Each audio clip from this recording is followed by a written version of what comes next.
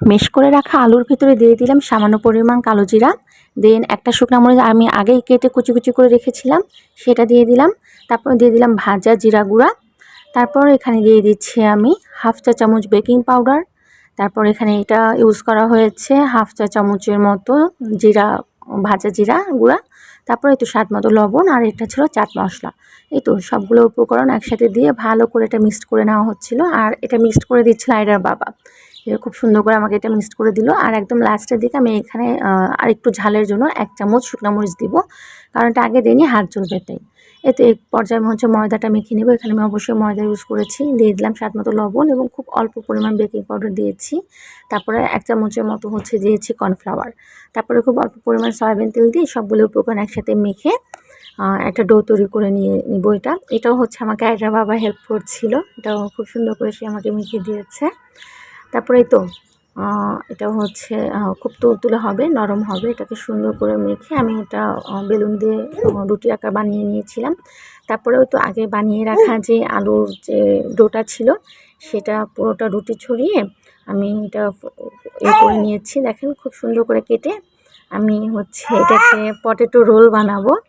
দেখিয়ে দিচ্ছি কিভাবে বানাচ্ছিলাম। আসলে হঠাৎ করে একটু নাস্তা খেতে ইচ্ছা করলো, তো ভাবলাম একটু ডিফারেন্ট কিছু বানালে কেমন হয়। তো এটা আমি ফার্স্ট টাইম আজকে ট্রাই করেছি। আর আলু পাকোড়াটাও আমি আজকে বানিয়েছিলাম, সেটাও আপনাদের সাথে শেয়ার করব। তবে ওটা কীভাবে বানিয়েছি সেটার একটা ভিডিও আমার পেজে আগেই দেওয়া আছে, আপনারা চাইলে সেটা আগে দেখে নেবেন। আর এই তো আমার পটেটো রোলগুলো প্রায় বানানো হয়ে গিয়েছে। আমি এটা এখন তেলে ভেজে নিচ্ছিলাম। আর এটা পুরোটা বানাতে আমাকে আয়রার বাবা খুব হেল্প করেছে, কারণ আয়রা মোটামুটি একটু জ্বালাচ্ছিল, সারাক্ষণ কোলে চড়ে থাকতে চাচ্ছে। তো আয়রাকে সামলিয়ে মোটামুটি এটা নাস্তা তৈরি করে ফেললাম। আর এই তো এগুলো একদম গরম তেলে প্রায় আমার ভাজা হয়ে যাচ্ছিল। হ্যালো এভরিওয়ান, সবাই কেমন আছেন? আসসালামু আলাইকুম। আর আপনাদের জন্য আজকে একদমই নিউ একটা ব্লগ নিয়ে চলে আসছি, মিনি ব্লগ আমার। তো অবশ্যই জানাবেন কেমন হয়েছে। আর এই তো এখানে আমি আলু পকোড়া বানিয়ে নিচ্ছিলাম। এটা কিভাবে বানিয়েছি এটার ভিডিওটা আমার পেজে দেওয়া আছে, আপনারা চাইলে সেখান থেকে দেখে নিতে পারেন। আর নতুন করে কেউ দেখতে চাইলে অবশ্যই কমেন্ট করে জানাবেন। সে পর্যন্ত সবাই ভালো থাকবেন, আমার জন্য দোয়া করবেন। আর এই তো এগুলো আমি বানিয়ে নিয়েছিলাম ছোট ছোট করে। একই রকম প্রসেস, জাস্ট এখানে আমি দেখা যাচ্ছে কি পেঁয়াজটা দিইনি, কারণ পেঁয়াজটা দিলে পুড়ে যায় বা অনেক সময় কাটতে অসুবিধা হয়, এই জন্য আমি পেঁয়াজটা স্কিপ করেছি। আপনারা চাইলে পেঁয়াজ দিতে পারবেন। দেন অবশ্যই যারা ধনিয়া পাতা খান তারা ধনিয়া পাতা দিবেন। আসলে আমরা ধনিয়া পাতাটা খাই না।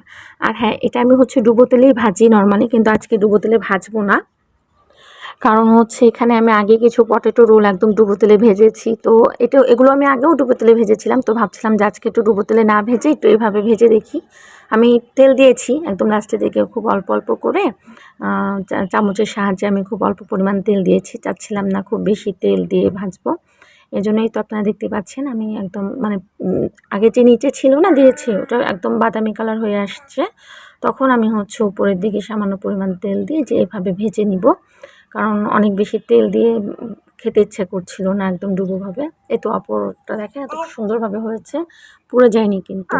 তো এভাবে আপনারা ঝটপট বেকারে নাস্তাগুলো তৈরি করে নিতে পারেন। আমিও তৈরি করে নিলাম। ভালো থাকবেন সবাই। আসসালামু আলাইকুম।